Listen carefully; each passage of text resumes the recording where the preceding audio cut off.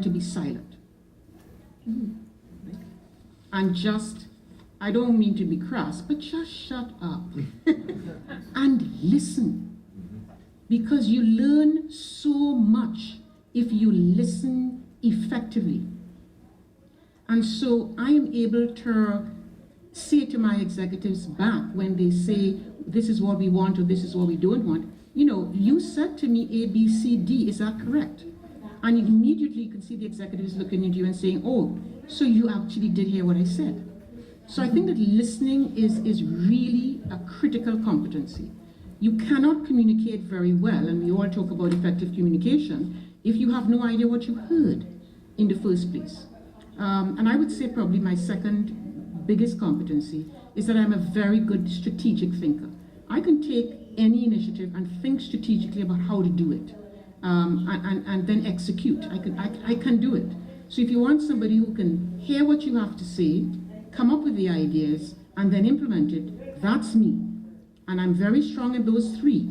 And that's what I'd look for. So if you are offering me something that does not have those three, even if I think I like it, I won't take it, because that's what I'm really good at. Interesting. So you're buying as well as selling. Absolutely. Absolutely. Okay, Trevor? I think for me, certainly curiosity. So being able to ask questions, to be able to get at the heart of what it is that people are truly wanting or looking at, and certainly being able to reflect that back.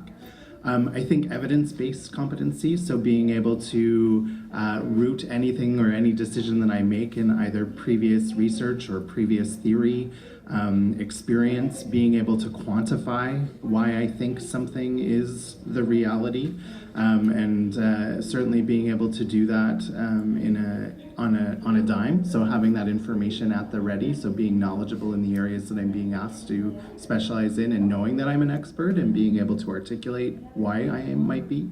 And then I think the other is certainly being a bit of that chameleon, certainly being adaptable to your surroundings, being able to learn them quickly, being able to speak your organization's language, being able to articulate what it is that's at the core of your function and why it's important within your organization. I think that'll go a long way, even in terms of being able to sell yourself to potential employers. Thank you. Graham? I would say sales, absolutely sales, is what's got me here, the ability to sell. And I know a lot of you are thinking, I'm an accountant, I'm a finance professional, I'm not a salesperson. But make no mistake, all business is sales. Every day I sit in a boardroom and sell my ideas, sell my plans and my thoughts, try to sell my involvement in different projects to gain greater exposure. We all sell. And looking for work is a sales process. And I know that's very scary to a lot of job seekers, but I would choose to reframe it. When I say to you that finding a job is a sales process, I'm not asking you to be the best salesperson in the market. You do not need to sell me this pen. What I would ask you to do is look for every opportunity to be just a little bit better. Sales is about being marginally better than your competition consistently. Look for every angle, every opportunity to stand out, every opportunity to share your experience and your ideas. And I believe that's what's helped me get where I am in my career. And I think that when I was back in starting my career, sales was incredibly scary until you start framing it as an idea of being marginally better than your competition, but the key being consistently. Wow, I like that. And then always, of course, think about what the employer is looking for, not what you're looking for. Absolutely. So, okay, great. Let's do this quick bit again. Can everybody just call out one job that maybe people in the audience wouldn't consider is something that somebody with an accounting and finance background could do? And I didn't give them this question in advance, so just something a little different. And I know, Trevor, you were naming a few, so... Absolutely. There are 900 designated accountants working in Ontario's property and casualty insurance sector alone. They are not all working in our accounting and finance departments. One of the roles would be being a risk manager or being an insurance underwriter. Insurance underwriters need to be able to take large, complex commercial risk, be able to analyze it, being able to identify exposures that are potential for that business, and being able to put an insurance policy into place that makes sense for that organization, not only from a financial standpoint for the company that they're representing, but also for the client. So being able to manage that business-to-business relationship and being able to articulate what's at the heart of it. It's a great role. Thank you. Then just one from everybody else. I would say wealth management. Ah, A lot of people, that's a very strong area in the financial sector right now, wealth management. For any of you who have read annual reports of any of these top financial institutions in Canada, they all talk about wealth management. You have RBC, who just bought a wealth management company out in San Francisco, I think it was, for $5.4 billion. That's where you see a lot of focus by the financial institutions, and there's a lot of accountants in that area. Ability of reliability. So if you say what you do and follow through on that, you're left with trust, which is a cornerstone, I believe, of building relationships and success in business. Yes, and so that is the one that we heard most often, and that is everybody has our own personal brand. It can take a long time to build and a short time to bring down, so be consistent with that for sure. And how do you feel about art now? How much time do you have? There you go. So besides making connections, just broadening one's personal horizon and using a different part of your brain and so on, there's a lot to be said for that. Okay, we had some discussion about the importance of the CGA designation, or perhaps CPA, sorry. Yeah, right. As well as perhaps some other designations, but for that one, can some people tell me, when you're thinking of hiring someone, how important is that? I might start, yeah. Thanks. As I said, it's not something which is a precondition unless you have a job where a designation of that kind is absolutely required.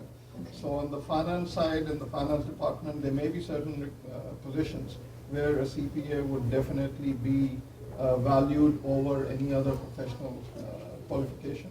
But it's not, depending on, there's so many different jobs within the bank in certain areas, so it's very difficult to answer, in a generic sort of fashion, whether CPA is absolutely or CGA is absolutely required. And we heard from Krish, it made a difference in your applications. Yeah, so basically I echo with Pankaj that there, when we are hiring people, okay, there are two levels of people we are hiring.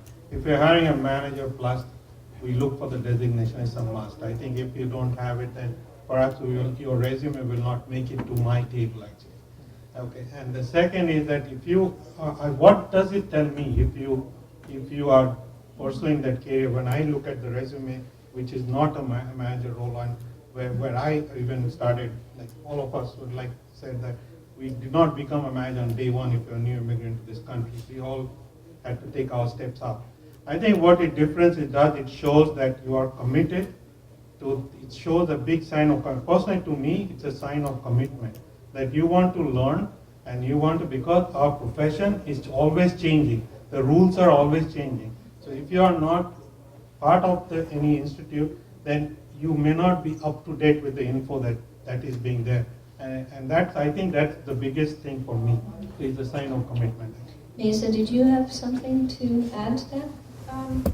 I think the designation is definitely, relevant and important, especially when you're dealing with areas where there's a lot of compliance requirements and you need to kind of have that traditional approach to things. But what I've experienced, through supporting the recruitment practice is that not only does the designation matter, but there's a lot more outside of the designation that really matters, which is, having that open-mindedness and the broad exposure. So, for example, a lot of the roles that we see right now are in the realm of risk and analytics. So that's not a core finance role, but that exposure, that ability to relate to a business concept at a high level and have multiple skills that you can pull from, to me, that adds even sometimes more value than the designation itself, because it shows that you're a well-rounded professional. You understand not only the role, but the industry as a whole. So for me, when we are helping candidates, we look for those, we call them multidisciplinary experiences and skills that are going to be valuable, not for today's role, but maybe 5 years as you progress within a company. So having, as many exposures, as many experiences, and multiple skills is going to play a huge part to people's success and progression. Yeah. One thing I should highlight is the difference between working for a large employer and a small employer. So if you're dealing with a large company, they've got an HR department, they're looking at the designations, it really matters. If you're working for a 5 or 10 person, or applying to a 5 or 10 person company, they don't have an HR department. Whoever is running it runs that business. And let me tell you, as someone who's hiring people in a small company, if someone comes to me and says, hey, I've got my designation from India and I'm not designated in Canada, but I'd like to help you out as your CFO, I haven't had a CFO who's a CA ever. Having one who's an Indian CA versus someone who is a Canadian CA, gee, that's great. It's already something. And if the designation matters, great. But really, before you have those credentials, go to people who will hire you based on you being you, rather than the credentials which you may be working towards but not have yet. Which is a perfect segue, I think, to our next demo. Okay? So take it away. Okay.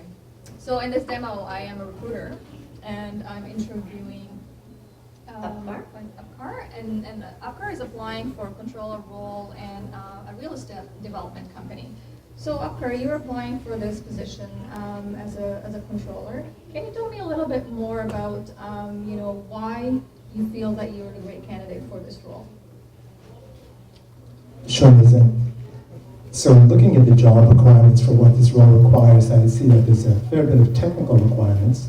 Understanding real estate and the 10 years I have in real estate, I think will allow me to hit the ground running. But in addition to that, because you've got a large development and operating asset base, there will be a number of people I will have to oversee and to lead.